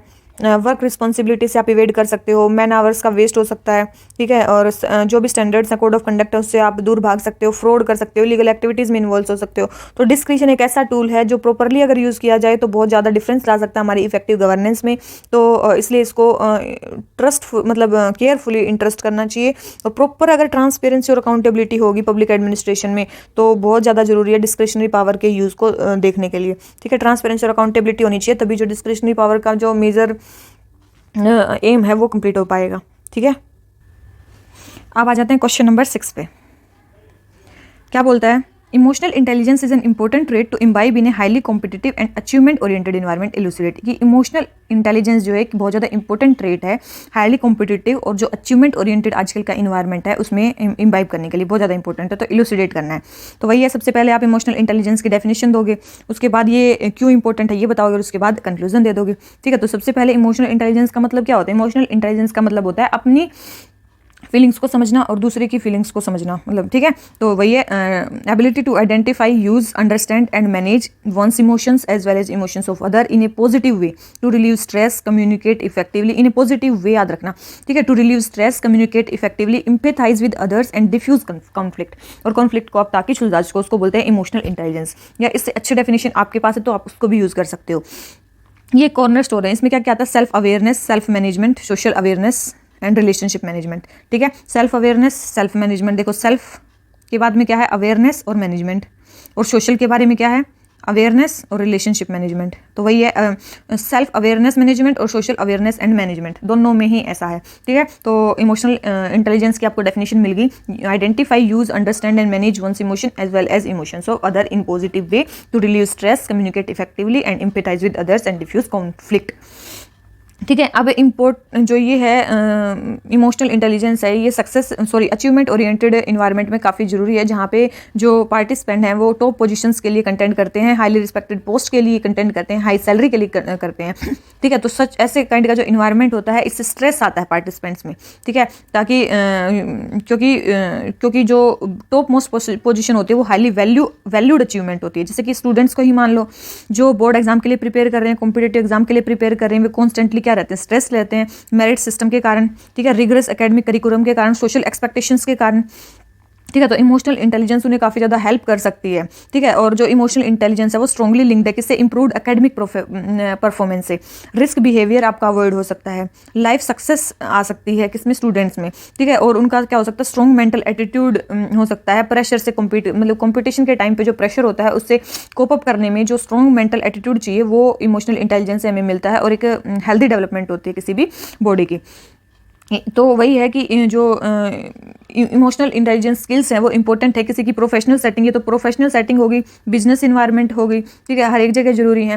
तो जो जिसमें ज़्यादा इमोशनल इंटेलिजेंस होगी वो पर्सन क्या होंगे, एम्पैथेटिक होंगे, दूसरे के इमोशंस को जल्दी समझ जाएंगे, गुड लिसनर्स होंगे, उनको अप्रोच करना बहुत ईजी होगा, वो गुड लिसनर्स होंगे, उनकी कम्युनिकेशन स्किल्स भी अच्छी होंगी, वे try to resolve conflict before they escalate it, मतलब उनको बढ़ाएंगे नहीं, कॉन्फ्लिक्ट को हमेशा कम करेंगे, ओपन और ऑनेस्ट डायलॉग्स के साथ रहेंगे अपने कलीग्स के साथ, प्रेशर को हैंडल करना वो जानते होंगे, ठीक है। और वर्क प्लेस पे कोलैबोरेशन करेंगे, इंटरनल कॉन्फ्लिक्ट को मिनिमाइज करेंगे, टीम की परफॉर्मेंस को बूस्ट करेंगे, लीडरशिप स्किल्स उनमें होगी, ठीक है, और प्रोफेशनल कंट्रीब्यूशन को वैल्यू करेंगे। तो अगर उनमें इमोशनल इंटेलिजेंस है तो वो क्या क्या कर सकते हैं, तो ये चीज़ उसमें बताई गई है। और इमोशनल इंटेलिजेंस क्या क्या करवा सकता है वो चीज़ होगी, ये पर्सन्स में होगी तो वो कैसे होंगे, ये इमोशनल इंटेलिजेंस से क्या बढ़ेगा, ये अगर उनमें होगी तो वो क्या होंगे, ठीक है। इसके अलावा जो एडिशनल इमोशनल इंटेलिजेंस है उसको डिफरेंशिएटर भी माना गया है, ठीक है। तो मतलब जिसमें ज़्यादा होगी वही क्या होगा, हाई कॉस्ट एम्प्लॉय टर्नओवर होगा, हाई प्रॉफिटेबिलिटी होगी उस ऑर्गेनाइजेशन की, बिजनेस ट्रांसफॉर्मेशन होगा। तो वही है, कोई भी ऑर्गेनाइजेशन है वो इमोशनल इंटेलिजेंस कॉम्पिटेंस वाले जो बंदे हैं उनको ही हायर करना पसंद करती है, ठीक है, क्योंकि वो अंडरस्टैंड कर पाते हैं खुद को भी और डिफरेंट चैलेंजेस को भी समझ पाते हैं, और उसके बाद उनके इनोवेटिव सॉल्यूशंस निकाल पाते हैं। जैसे कि एग्जांपल मान लो गूगल जो था, उन्होंने एक कोर्स डेवलप किया इमोशनल इंटेलिजेंस को बिल्ड करने के लिए फ्रॉम ए जैन टीचर, ठीक है, जिसमें with entrepreneurial experience to create an interpretative approach to emotions as source of mindfulness, ठीक है। तो गूगल का एग्जांपल आप उसमें लिख सकते हो। तो इसमें फिर क्या किया गया, थोड़ा सा इसका नेगेटिव साइड भी दिखाया गया, तो ये सारे पॉजिटिव साइड दिखा दी इमोशनल इंटेलिजेंस के, कि इमोशनल इंटेलिजेंस का एक डार्क साइड भी है कॉम्पिटिटिव इन्वायरमेंट में, such as when individual attempt to manipulate others emotion, sometimes क्या करते हैं वो मैनिपुलेट करने की कोशिश करते हैं दूसरे के इमोशंस को, टू प्रमोट पर्सनल एजेंडा को प्रमोट करने के लिए, अपने सेल्फिश पर्पज के लिए, ठीक है। तो ये इसमें बोला गया कि समटाइम्स इसकी डार्क साइड भी है, ये ऐसे भी करने के यूज़ होता है, लेकिन ऐसा नहीं करना चाहिए। जो इमोशनल इंटेलिजेंस है उसको हमेशा सोशल रिलेशनशिप को बेटर करने में, स्ट्रेस मैनेजमेंट में, ऑप्टिमिस्टिक वे में इसको यूज़ करना चाहिए एडवर्सिटी में। तो ये इंपॉर्टेंट ट्रेट है और ये हाईली कॉम्पिटिटिव इन्वायरमेंट में बहुत ज़्यादा जरूरी है, लेकिन इसका जो डार्क साइड है या फिर जो इसकी नेगेटिव साइड है उसको हमें वो नहीं करना चाहिए, क्या नहीं करना चाहिए, यूज़ नहीं करना चाहिए। वही है इन्हें पॉजिटिव वे, ये याद रखना। तो आपने सबसे पहले इसकी डेफिनेशन लिखी, फिर कैसे ये इंपॉर्टेंट है वो लिखा, ठीक है, 2-3 पैराग्राफ्स में, और उसके बाद आपने इसको कंक्लूड कर दिया, ठीक है। अब दूसरी चीज़ क्या बोली गई है कि emotional intelligence is an essential ingredient for successful implementation of pandemic induced emergency response, की पेंडेमिक इंड्यूस्ड जो इमरजेंसी रिस्पॉन्स है उसके लिए इमोशनल इंटेलिजेंस बहुत जरूरी थी। Comment in light of Covid pandemic के बारे में बताना है। तो जैसे ही मतलब आपको पता होगा कोविड के टाइम पे बहुत सारी गवर्नमेंट्स ने क्या किया, लॉकडाउन लगा दिया। इंडिया का तो जो लॉकडाउन था वो सबसे लॉन्गेस्ट था, सीवरेस्ट था, ठीक है। बहुत सारी प्रॉब्लम उससे क्रिएट हुई। क्या क्या प्रॉब्लम क्रिएट हुई लॉकडाउन से, loss of livelihood, earning, rise of mental health cases, मतलब ठीक है, डोमेस्टिक वायलेंस के केसेस, ठीक है, डोमेस्टिक वायलेंस के केसेस इंक्रीज हो गए। तो और इमोशनल इंटेलिजेंस क्या होती है, आइडेंटिफाई करना, कंट्रोल करना और मैनेज करना अपने इमोशन साथ में दूसरों के इमोशन, और वो बहुत ज़्यादा किस रीजंस के कारण देख, तो वही है तो क्या क्या उस टाइम पे प्रॉब्लम थी, ठीक है। इमोशनल इंटेलिजेंस कहाँ रिक्वायर थी, सबसे पहले कन्फाइंड थे सब अपने अपनी जगह पे, तो उससे स्ट्रेस आ रहा था। कम्युनिकेशन का कंटामिनेशन का रिस्क था, इसलिए एक दूसरे से बात नहीं कर पा रहे थे। डोमेस्टिक वायलेंस के केसेस बढ़ रहे थे, एम्पैथी की कमी हो रही थी, सब एक दूसरे के केवल अपने सेल्फ इंटरेस्ट के बारे में सोच रहे थे, दूसरे के बारे में कोई नहीं सोच रहा था। तो कैसे रिस्पॉन्स हमें चाहिए थे, कैसे मेजर्स हमें चाहिए थे उसके टाइम पे, हमें चाहिए था कि बिहेवियरल चेंज हो लोगों में, लोग मास्क का यूज़ करें, ठीक है, वैक्सीनेशन करवाएं, सैनिटाइजेशन मेथड्स का यूज़ करें, तो हमें बिहेवियरल चेंज की जरूरत थी। पब्लिक पार्टिसिपेशन की इसमें बहुत ज़्यादा जरूरत थी, ठीक है। और मिस इन्फॉर्मेशन को टैकल करना एक बहुत ही इंपॉर्टेंट वो था इसके टाइम पे, कोविड के टाइम पे। तो ये सारे कौन कर सकता है, जो इमोशनल इंटेलिजेंस ही, मतलब इमोशनल इंटेलिजेंस ही रिक्वायर थी दोनों, पब्लिक के लेवल पे भी और गवर्नमेंट के लेवल पे भी। गवर्नमेंट मिस इन्फॉर्मेशन को टैकल कर सकती थी, ठीक है, और क्या कर सकती थी, मतलब स्ट्रॉन्ग लीगल वो कर सकते जिससे डोमेस्टिक वायलेंस ना हो। कन्फाइनमेंट के लिए रूल्स कुछ बनाए गए थे। इसके अलावा जैसे कि बिहेवियरल चेंज है वो तो पब्लिक अपने लेवल पे कर सकती थी। जब इमोशनल इंटेलिजेंट होगी तो वो खुद की प्रॉब्लम्स को समझेगी, साथ में दूसरे की प्रॉब्लम्स को समझेगी, और वो रूल्स को फॉलो करेंगे। पब्लिक उस चीज़ में तभी पार्टिसिपेशन करेगी जब वो इमोशनल इंटेलिजेंट होगी। तो वही है, तो दोनों के लेवल पे ही इमोशनल इंटेलिजेंस की रिक्वायरमेंट थी, इससे क्रूशियल रोल प्ले कर सकती थी, ठीक है। तो वही है, इमोशनल इंटेलिजेंस बिकम साइन क्वी non for successful implementation of various emergency step taken by government. तो ये तो बहुत ज़्यादा इंपॉर्टेंट हो जाती है, इसके बिना तो कुछ काम चल ही नहीं पाएगा, ठीक है, अगर कोई इमरजेंसी वाली सिचुएशन आ जाती है तो यही आप सारी चीज़ें कंक्लूजन में लिख सकते हो, ठीक है। तो ये हो गया हमारा इमोशनल इंटेलिजेंस। कोविड के टाइम पे क्या क्या इश्यूज थे और क्या क्या क्या क्या मतलब मीजर्स अडॉप्ट किए गए थे इमरजेंसी के टाइम पे, उसमें इमोशनल इंटेलिजेंस किस किस को रिक्वायरमेंट थी। फिर आ जाता है इसी का C part, enumerate the decisive factor behind moral attitude. जो हमारा मोरल एटीट्यूड बनता है तो उसके फैक्टर्स क्या होते हैं, क्यों बनता है, मतलब हमारा मोरल, मतलब वही है हमारे मोरल्स ऐसे क्यों होते हैं जैसे हम हैं, ठीक है। तो अपनी लाइफ से इंसिडेंट बताना है, जब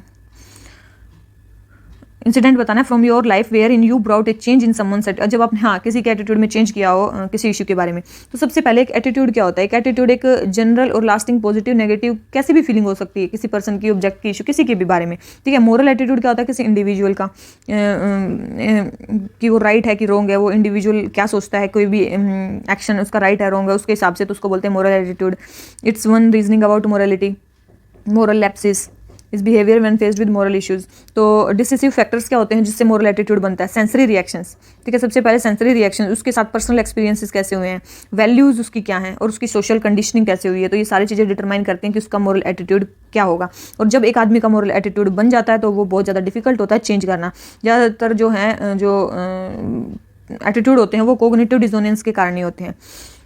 अगर बाई चांस हो जाए कि किसी पर्सन के किसी सेम टॉपिक पे दो कॉन्ट्ररी थॉट्स हैं किसी इशू के बारे में, तब उसका एटीट्यूड चेंज हो सकता है, ठीक है। जैसे कि इन्होंने एक एग्जांपल दिया कि मैं अपनी पर्सनल लाइफ में बहुत सारे लोगों से आया जो देवियों की पूजा करते हैं लेकिन स्टिल फील करते हैं कि वुमेन जो है वीकर सेक्स है, इंटेलिजेंट नहीं होती, उनको ड्राइविंग नहीं सीखनी चाहिए, मैथमेटिक्स उनको समझ में नहीं आता, ठीक है। तो मैं उन लोगों को ट्राई करता हूँ एक्सप्लेन करने की, ट्राई किया मैंने ऐसा एक्सप्लेन करने का, मतलब जहाँ पे वुमेन्स ने बहुत अच्छा भी काम किया था, ठीक है। जैसे कि उन गोडेस की एग्जाम्पल दी, जैसे कि सीता, काली, सरस्वती, ठीक है, जिन्होंने उनके माइंड में कोग्निटिव डिसोनेंस को क्रिएट करने की कोशिश की, और मतलब कोग्निटिव डिसोनेंस मतलब टू कॉन्ट्ररी थॉट्स क्रिएट करने की कोशिश की। और फिर मैंने सक्सेसफुल जो वुमेन है कंटेम्प्रेरी, मतलब उनको उनके नाम देने की कोशिश की, जैसे सुनीता विलियम्स, कल्पना चावला, इंदिरा गांधी, अवनी चतुर्वेदी, जिन्होंने मतलब पायलट बनी सबसे पहले। तो वही है कि तो इससे क्या हुआ, इन वुमेन्स के बारे में सुन के, क्योंकि वो पहले ही पूजा करते थे, उनके माइंड में एक स्ट्रॉन्ग साइड था लेडीज़ का, लेकिन आजकल के को वीक मानते थे, तो उन्होंने आजकल का भी एग्जांपल दे दिया। तो इसी चीज़ से इन वुमेन्स के बारे में जान के उनको ये लगा कि उनके मन में क्या है, प्रिजुडिस है, पहले ही वो गलत सोचते हैं वुमेन्स के बारे में। तो वो उनके, लेकिन उनके सोचने में कोई साइंटिफिक लॉजिक नहीं है, ठीक है। और रिलीजियस टेक्स्ट भी यही बोलते हैं और फैक्ट्स भी यही बोलते हैं कि वुमेन मैन से कम नहीं है, ठीक है। तो ये सारी एक्सप्लेनेशन सुनने के बाद जो ज़्यादातर जो पीपल हैं वो ये कहना बंद कर देते हैं कि ये एजुकेशन है जो डिफरेंस क्रिएट करती है, और सच वुमेन्स रेयर होती हैं। बोथ केसेस में उनका अर्लियर एटीट्यूड जो है वुमेन्स की तरफ जो है चेंज हो गया है। मेन जो है एजुकेशन है जो किसी को वीक या स्ट्रॉन्ग बनाती है आज के टाइम पे, ठीक है। तो ये चीज़ याद रखना कि ये जो चीज़ है कि हमारा मोरल एटीट्यूड के पीछे फैक्टर्स क्या होते हैं, ठीक है, और आपने कहाँ पर चेंज किया, तो आप ये भी लिख सकते हो। अब आ जाता है हमारा सेक्शन बी। सेक्शन बी में आती है हमारी केस स्टडीज़। तो पहली केस स्टडी हमारी, you are a single mother and work as a school counsellor for the psychological wellbeing. आप सिंगल मदर हो और स्कूल में काम करते हो, स्कूल काउंसलर में psychological wellbeing of primary and secondary school children at reported school.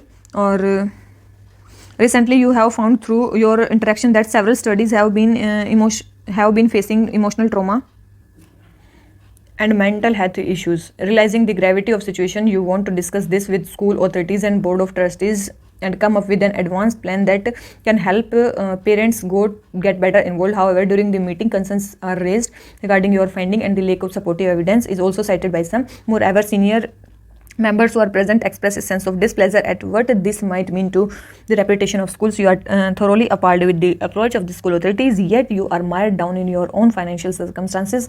तो situations में बताना है मोस्ट रेलेवेंट स्टेक होल्डर्स कौन कौन से हैं, डायलेमा क्या क्या है, और stigmatisation of mental health issues को कैसे आप टैकल कर सकते हो। ठीक है, तो देखो इसमें क्या बोला गया कि आप सिंगल मदर हो और स्कूल में साइकोलॉजिकल काउंसलर हो, स्कूल की काउंसलर हो।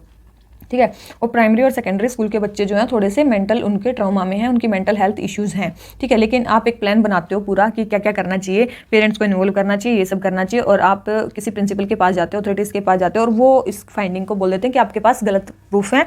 ठीक है, आपके पास कोई सपोर्टिंग एविडेंस नहीं है कि उनकी मेंटल हेल्थ मतलब ख़राब है। ठीक है, और भी बहुत सारे स्कूल टीचर्स हैं वो भी डिस्प्लेजर शो करते हैं उनकी तरफ, और आपके पास खुद के पास इतने फाइनेंशियल रिसोर्सेज नहीं है कि आप उनकी सिचुएशन को ठीक कर सको। तो फिर आपको बताना है कि आप क्या करोगे। तो ये जो क्वेश्चन दे रखे हैं उसके बारे में आपको बताना है। तो इसमें स्टेक होल्डर्स कौन कौन से, सबसे पहले तो स्टूडेंट्स, उसके बाद पेरेंट्स ऑफ चिल्ड्रन, उसके बाद टीचर्स, उसके बाद स्कूल अथॉरिटीज, उसके बाद स्कूल काउंसलर जो कि आप हो। ठीक है, ठीक है, तो ये चीज़ इसमें बोली गई है। अब एथिकल डायलेमा क्या क्या है, सबसे पहले पर्सनल और प्रोफेशनल एथिक्स इसमें में आता है। ठीक है, पर्सनली आपके पास इकोनॉमिक सर्कमस्टेंसेज नहीं है।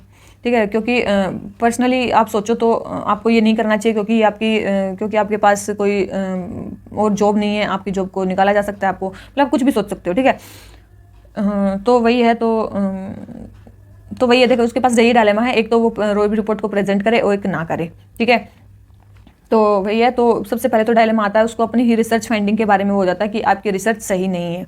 ठीक है, तो ये डायलेमा आता है। दूसरी चीज़ जो स्कूल अथॉरिटीज़ हैं वो अपनी रेपुटेशन के बारे में कि स्कूल की रेपुटेशन ख़राब है, स्कूल मेंटल हेल्थ को, और दूसरी चीज़ मेंटल हेल्थ को स्टिग्मेटाइज किया जा रहा है वाइडली, इसके कारण भी वो उसको मानने को तैयार नहीं है कि बच्चों में जो मेंटल हेल्थ की प्रॉब्लम है।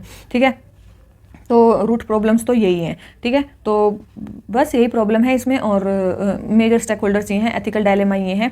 तो स्टिग्मेटाइजेशन को करने के लिए आप क्या करोगे, तो वही है, स्टिग्मेटाइजेशन को कंट्रोल करने के क्या करेंगे, comprehensive school mental health programme करेंगे।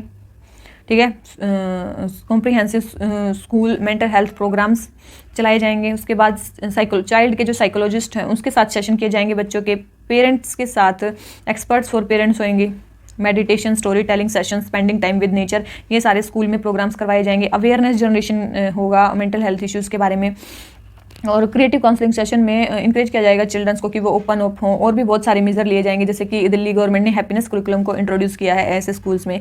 तो ये नोट करना चाहिए कि जो प्राइवेट स्कूल्स अर्बन एरियाज़ में ये ऐसी एक्टिविटी करें, जो रूरल एरियाज़ में है वो भी ज़्यादा ध्यान दें। ठीक है, क्योंकि मतलब उनमें तो और ज़्यादा ध्यान देना चाहिए।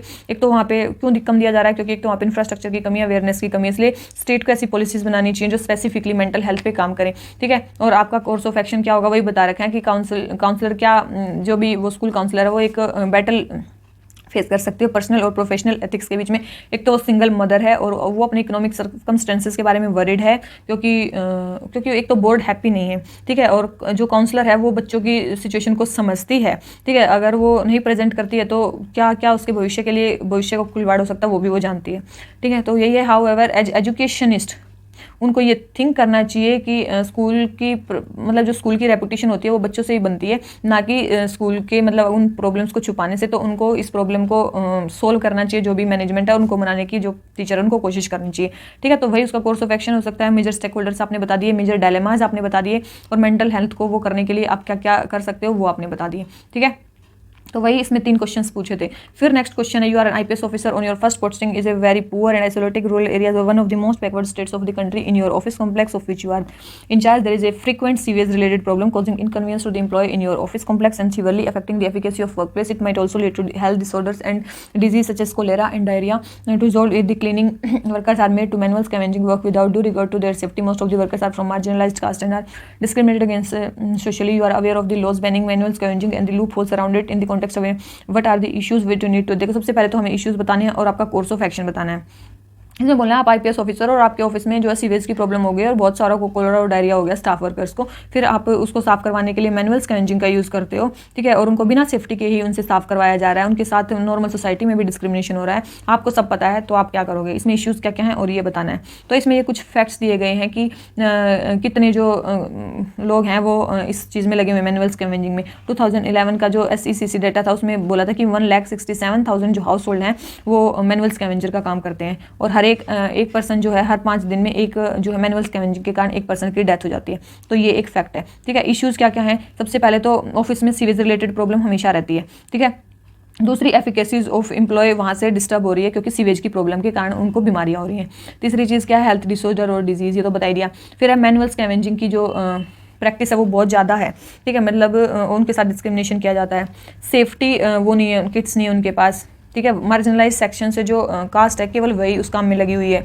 अगर मैं उसका इंचार्ज हूँ तो जो मेरे लिए क्वेश्चन होएगा कि ये जो है मेरे अंडर हो रहा है, तो मैं ऐसी प्रैक्टिस नहीं होने दूंगा। मेरा कोर्स ऑफ एक्शन क्या होगा, सबसे पहले तो वो होगा कि डिटेल्ड इन्वेस्टिगेशन होगी, ठीक है, कि वो मतलब मैनुअल स्कैवेंजिंग को उसमें क्यों लगाया गया है, ठीक है। प्रॉपर इन्वेस्टिगेशन होगी, एक डिटेल स्टडी की जाएगी कि ये फ्रीक्वेंट सीवियर प्रॉब्लम्स हो क्यों रही हैं, ठीक है। जो भी लीगल प्रोविजंस होंगे उनको फॉलो किया जाएगा मैनुअल स्कैवेंजिंग के केस में, ठीक है। उसके अलावा सीवेज की प्रॉब्लम को सोल्व करने के लिए अगर मेरे पास फंड की वो है या सेफ्टी किट्स की प्रॉब्लम है तो फिर मैं डिस्ट्रिक्ट एडमिनिस्ट्रेशन से भी असिस्टेंस ले सकता हूँ और कंसर्न पंचायत से भी ले सकता हूँ, या फिर कोई टेक्नोलॉजिकल सॉल्यूशंस भी निकाले जा सकते हैं, इनोवेटिव मेजर्स का भी यूज़ किया जा सकता है मैनुअल स्कैवेंजिंग को रोकने के लिए। इसके बाद जो भी मैनुअल स्कैवेंजिंग में मतलब लॉन्ग टर्म मेजर है कि उनको रिहेबिलिटेशन और कैपेसिटी बिल्ड की जा सकती है मैनुअल स्कैवेंजिंग की, ठीक है। उनके लिए फंड एलोकेट ज़्यादा हो सकता है, उनकी स्किल अपग्रेडेशन हो सकती है ताकि वो इस एम्प्लॉयमेंट में ना रहें। अवेयरनेस जनरेशन हो सकती है सोसाइटी के लेवल पे, कैंपेन अगेंस्ट सोशल कि उनके साथ भेदभाव ना किया जाए, कास्ट बेस्ड डिस्क्रिमिनेशन ना हो। और स्वच्छ भारत अभियान में यही चीज़ मेन है कि जो गवर्नमेंट स्कीम चला रही है उसके थ्रू हम ज़्यादा लोगों तक पहुँच सकते हैं और उसको टॉप प्रायोरिटी बना सकते हैं मैनुअल स्कैवेंजिंग की जो इलीगल प्रैक्टिस चल रही है उसके खिलाफ, ठीक है। तो ये कोर्स ऑफ एक्शन होगा, सबसे पहले डिटेल्ड इंक्वायरी होगी, उसके बाद ये बार बार प्रॉब्लम क्यों हो रही है वो होगा, स्ट्रिक्ट इन्फोर्समेंट होगा, जो लीगल प्रोविजंस हैं उनका, फिर डिस्ट्रिक्ट एडमिनिस्ट्रेशन से असिस्टेंट ली जाएगी, टेक्नोलॉजिकल सॉल्यूशन या फिर जो भी इनोवेटिव मेजर्स होंगे उनका यूज़ किया जाएगा। उसके बाद रिहेबिलिटेशन और कैपेसिटी बिल्डिंग की जाएगी मैनुअल जो स्कैवेंजर्स हैं उनकी। उसके बाद अवेयरनेस जनरेशन किया जाएगा स्वच्छ भारत मिशन में। तो वही है, जितना भी टाइप का डिस्क्रिमिनेशन है राइट उन सबको, क्योंकि राइट टू डिग्निफाइड लाइफ और लेबर है आर्टिकल 21 के अंडर, तो जिससे कि सस्टेनेबल सैनिटेशन आ पाएगा, तो मैनुअल स्कैवेंजिंग को सब फॉर्म्स में एलिमिनेट करना काफ़ी ज़्यादा जरूरी है, ठीक है। ये चीज़ है कि आप क्या क्या करोगे, मेन चीज़ है इसमें 3 ही क्वेश्चन पूछे जाते हैं, मेजर स्टेक होल्डर्स, फिर डायलेमा या issues, and then what will be your course of action. ये 3 चीज़ें ही मिल के स्टडीज़ में पूछी जाती हैं। फिर आ जाता है एक नेक्स्ट क्वेश्चन, क्या बोलता है, you have recently been posted as a district development officer in a traditionally rural areas that has seen rapid economic development in the last 5 years, ठीक है। You notice that there is huge disparity between number of males and female childrens in, okay. And when you go to the hospital and check the birth registry, you realize that registered newborn birth are mostly males. On further investigation, you notice a similar pattern in village primary school, which has more male students than female. When you raise the issue with your colleagues, they ignore it and carry on with their work. You suspect that the practice of female feticide may be entrenched in the area as you read about the issue in the context of this state. While studying for civil services examination, it seems to you that the respected members of community like doctors, politicians, government officials have chosen to ignore the issue given the prevalence of patriarchy and mindset of voters in the area. Thus, despite rapid economic development, preference for male child continues to persist. वही है, gender disparity के बारे में issue है। आप कहीं के district development officer बन जाते हो और वहाँ पे आपको दिखता है कि मेल और फीमेल में मतलब वैसे तो वो बहुत ज़्यादा इकोनॉमिकली वेल ऑफ एरिया है, लेकिन वहाँ पे मेल और फीमेल के साथ डिस्क्रिमिनेशन लग रहा है, फीमेल्स कम लग रही है, मेल्स कम लग रहा है, और सब उसको मना कर रहे हैं। तो आपको 2 क्वेश्चन पूछे गए हैं, क्या आपकी कोई एथिकल ड्यूटी है इस सिनेरियो में, आप जस्टिफाई करो, और आपके नेक्स्ट स्टेप क्या होंगे वो आपको बताने हैं।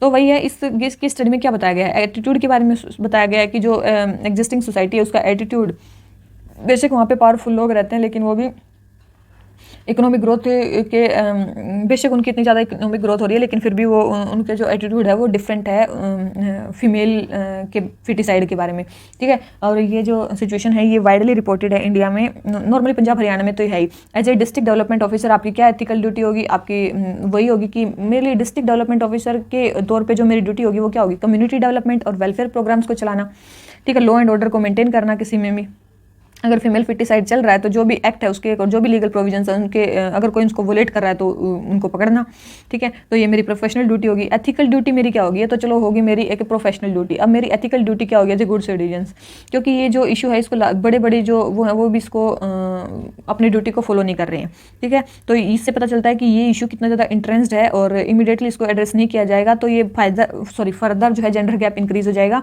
और तो ये किसी भी ह्यूमन की मोरल ड्यूटी है इसकी तरफ काम करना। अब दो चीज़ें आती हैं, एक शॉर्ट टर्म मेजर, एक long term measure. Short term measure आप क्या लोगे, सबसे पहले आप रिसर्च करोगे, उस पर प्रॉपर इन्वेस्टिगेशन फैक्ट्स के साथ आओगे। दूसरी चीज़, अगर कोई फॉलो नहीं कर रहा तो पीसीपीएनडीएनटी एक्ट को तो आप फॉलो करवाओगे, ठीक है। रेगुलर अपडेशन होगा, ठीक है। फिजिकल वेरिफिकेशन किया जाएगा, फॉलो अप मतलब आशा वर्कर्स वगैरह है उनसे भी चेक वो किया जाएगा। लॉन्ग टर्म मेजर क्या होंगे, ठीक है। लॉन्ग टर्म मेजर क्या होंगे, target based utilisation of resources, मतलब जो भी होगा वुमेन की एजुकेशन के लिए जितना फंड एडुकेट है वो मतलब प्रॉपर बेसिस पे होगा। लोकल एनजीओ, सिविल सोसाइटी और मीडिया का मतलब वो लिया जाएगा प्रॉपर अवेयरनेस जनरेशन के लिए। और जो भी केवल रजिस्ट्रेशन ही जरूरी नहीं है, बिहेवियरल चेंज बहुत जरूरी है। पीपल्स के एटीट्यूड को चेंज करने के लिए लोकल टीवी वगैरह में, मास मीडिया में लोकल फीमेल और जो मेल रोल मॉडल्स हैं उनको यूज़ किया जाएगा ताकि उनका माइंड सेट चेंज हो और उनको बुलाया जाएगा सेंसिटाइजेशन प्रोग्राम्स में पब्लिक के। तो ये लॉन्ग टर्म मेजर्स लेंगे। और शॉर्ट टर्म तो वही है कि आप रिसर्च कर सकते हो, लोगों को फॉलो करवा सकते हो, ठीक है। तो वही है बेटी बचाओ बेटी पढ़ाओ के जो कंसेप्ट है उसको आप आगे लेके जाओगे। तो यही मेरा वो होगा। फिर आ जाता है क्वेश्चन नंबर 10, क्या बोलते हैं, party x has clear majority in Lok Sabha, ठीक है। However, because of falling short of majority in Rajya Sabha, a large number of bills are getting stalled in upper house. Elections of a key state are around the corner and the party desperately needs to win for it to secure a majority in Rajya Sabha. As a part of its campaign strategy, social media head of the party suggests an insidious strategy to make electoral gain. A part of strategy involves sending out questionnaire online and promoting them using ads. The response filled by people to these online questionnaire will help reveal their key personality traits to the social media team of the party. This behavioral science insight would be important in helping candidates tailor their campaign messages according to recipients' personal traits. However, because of the content of questionnaire is incendiary and polarizing, the social media team decides to use fake accounts to administer data collection on social media platform to avoid getting penalized. In addition, the strategy also involves sending out provocative content through online ads and fake news report. This goes against the spirit of free and fair election and violates the election commission guidelines on multiple levels. तो आपको बताना है कि इसमें की ethical issues क्या क्या हैं और आपका कोर्स ऑफ एक्शन क्या होगा। ये तो आपको समझ में आ गया होगा क्या क्या है। सबसे के एथिकल इश्यूज़ क्या क्या हैं। सबसे पहले कंज्यूमर की प्राइवेसी, उनसे गलत तरीके से इन्फॉर्मेशन ली जा रही है। और दूसरी चीज़, इन्फ्लुएंस किया जा रहा है वोटर के बिहेवियर को थ्रू मिस इन्फॉर्मेशन, ठीक है। मिस इन्फॉर्मेशन फैलाई जा रही है, ठीक है। एथिकल कोस्ट, एथिक्स का यूज़ नहीं किया जा रहा सोशल मीडिया प्लेटफॉर्म्स के द्वारा, ठीक है। इंडिविजुअल को मैनिपुलेट किया जा रहा है, ठीक है। तो वही है, individual can not be assume to understand the potential harm of such incident, हाँ, ठीक है। तो यही चीज़ की जा रही है। उसके बाद सोशल मीडिया का रेगुलेशन की एक मेन इशू यहाँ पे आता है, ठीक है, क्योंकि सोशल मीडिया का रेगुलेशन यहाँ पे बहुत जरूरी है। तो बहुत सारे जो हैं इसमें एथिकल इशू हैं। तो आप क्या करोगे, सबसे पहले आप क्या करोगे, I would first evaluate the form and content of, सबसे पहले तो जो भी उस डिजिटल कैंपेन का जो फॉर्मेट है सबसे पहले उसको देखेंगे। फिर मैं पार्टी हेड के पास जाऊँगा उसको लेके कि अगर उसमें कोई डाउन साइड्स हैं वो बताए जाएंगे, ठीक है। जो एथिक्स ऑफिसर का काम होता है ऐसे ही ये काम करेंगे, ठीक है। कि आप अल्टरनेटिव मीडिया कैंपेन्स का यूज़ कर सकते हो इस चीज़ का यूज़ ना करके, ठीक है, ये आप बता सकते हो। उसके बाद अगर आपकी बात ना मानी जाए तो आप रिज़ाइन भी कर सकते हो पोस्ट से, कंप्लेंट रजिस्टर करवा सकते हो इलेक्शन कमीशन ऑफ इंडिया में इलेक्शन अथॉरिटीज़ के थ्रू।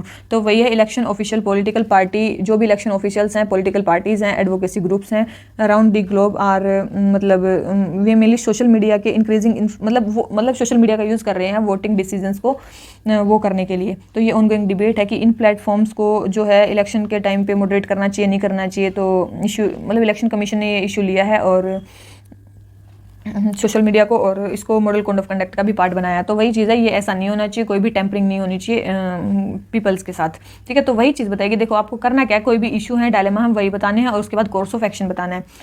उसके बाद 11th क्वेश्चन आ जाता है हमारा कि you are posted as a district magistrate in a district, you have witnessed communal clashes in recent year, the lower court has given a verdict in favour of a person with minority community who seek demolition of religious building situated in his personal property, the district administration has been instructed to fulfill this verdict.